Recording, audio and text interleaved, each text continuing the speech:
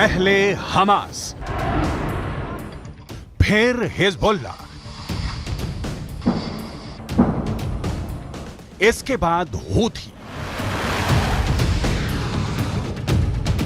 और अब इजराइल से भिड़ने के लिए लेबनान पहुंच चुकी है बेहद खतरनाक और एलीट फोर्स इमाम हुसैन ब्रिगेड।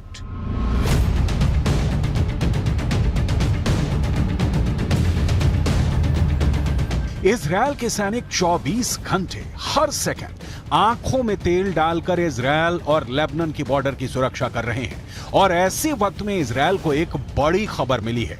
यह खबर नेतन्याहू के लिए मुसीबत पैदा करने वाली है।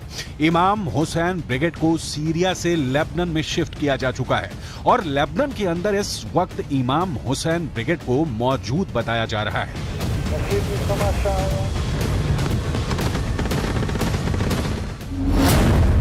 यह दावा इजराइल डिफेंस फोर्स के अरबी भाषा के प्रवक्ता अविचाई अद्राई ने एक ट्वीट के जरिए दी है।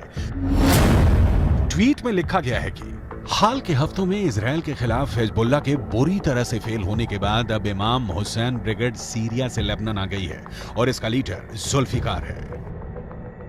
इमाम हुसैन ब्रिगेड को भी ईरान फंड करता है और दावा यह किया जाता है कि यह इमाम हुसैन ब्रिगेड ईरान के सबसे ताकतवर सेना इस्लामिक रिवॉल्यूशनरी गार्ड को रिपोर्ट करती है।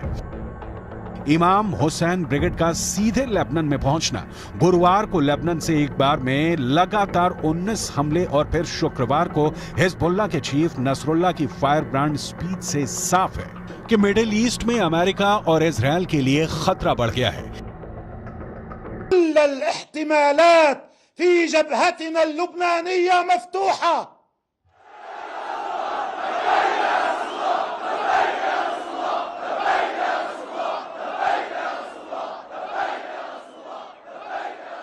وأن كل الخيارات مطروحة ويمكن أن نذهب إليها في أي وقت من الأوقات.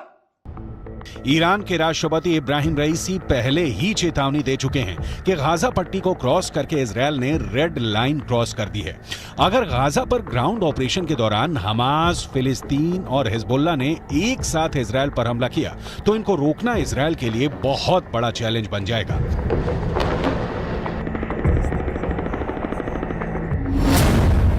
गाजा में हमास के लड़ाकों की तादाद 40 से 50 हजार के करीब है।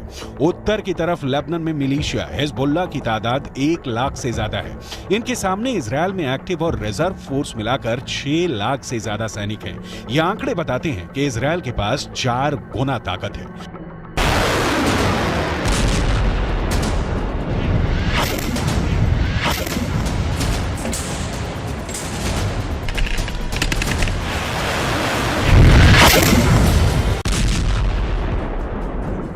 लेकिन हिजबुल्लाह के चीफ नसरुल्लाह से फिर भी अमेरिका घबराता है, क्योंकि नसरुल्लाह के पास अपने ओजस्वी भाषणों के जरिए बड़ा संगठन खड़ा करने की और सैनिकों में जोश भरने की अद्भुत क्षमता है।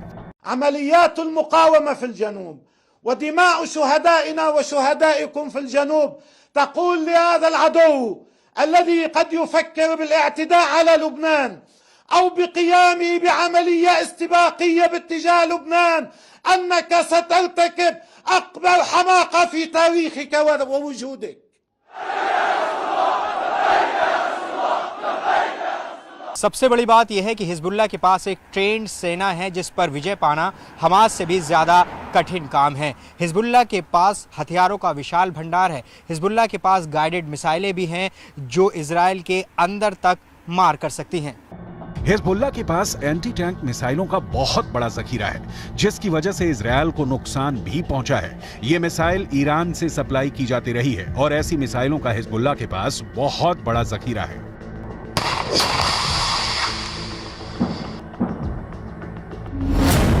हिजबुल्लाह ने 3 तरह की एंटी टैंक गाइडेड मिसाइल इस्तेमाल की। ये है कॉर्नेट, इसकी रेंज 5 किलोमीटर तक है। ये रूस की मिसाइल है। लेकिन अब ईरान इसका देसी वर्जन दहलाविया तैयार कर चुका है और ऐसी बहुत सी मिसाइल अब हिजबुल्लाह के पास हैं। दूसरी है BGM-71 TOW anti tank guided missile, range है 3.5 किलोमीटर। यह अमेरिका में बनी मिसाइल है, लेकिन अब इसकी नकल ईरान तैयार कर रहा है और उसने हिजबुल्लाह को सप्लाई की है। तीसरी है 85 कॉनकोर्स, रेंज 4 किलोमीटर। यह भी रूस ने बनाई है और अब ईरान में ये दोसान नाम से तैयार की जाती है। तीनों मिसाइल बहुत ही घातक है। 7 अक्टूबर के बाद हिजबुल्लाह सीधे जंग में नहीं कूदा था। इजरायल की तरफ से हिजबुल्लाह को चेतावनी लगातार दी जा रही थी, लेकिन नॉर्दर्न बॉर्डर पर जंग की शुरुआत इजरायल डिफेंस फोर्स की तरफ से की गई, क्योंकि छुटपुट शुरुआती गोलीबारी के बीच सबसे बड़ा और ताबड़तोड़ हमला इजरायल की तरफ से ही किया गया था। हिजबुल्लाह के लड़ाकों की मौत जब शुरू हुई उस वक्त भी हिजबुल्लाह पसुपेश में था, क्योंकि तब तक भी उसे नसरुल्लाह की तरफ से कोई साफ आदेश नहीं मिला था। लेकिन जब गाजा के अंदर बैप्टिस्ट अस्पताल पर हमला हुआ और बड़ी संख्या में अस्पताल के अंदर लोगों की मौत हो गई, तब हिजबुल्लाह ने लड़ाई छेड़ दी। हालांकि ये फुल स्केल वॉर अभी भी नहीं है।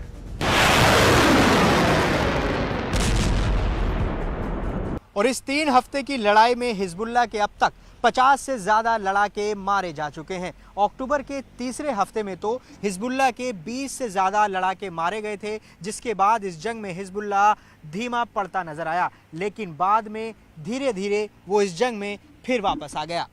ईरान कभी अपनी जमीन पर युद्ध नहीं लड़ेगा, क्योंकि उसके रणनीतिकार बहुत होशियार हैं। ईरान की सरकार यमन, इराक और सीरिया को जमीन का इस्तेमाल करके अमेरिका और इजरायल के ठिकानों पर हमला कर रही है। इन देशों में अपनी जड़ें जमाने के लिए ईरान ने बरसों की मेहनत की है और अब वो उसका फायदा उठाना चाहते हैं। लेबनान एक ऐसा ही देश है जो जंग की चपेट में धीरे धीरे आता जा रहा है।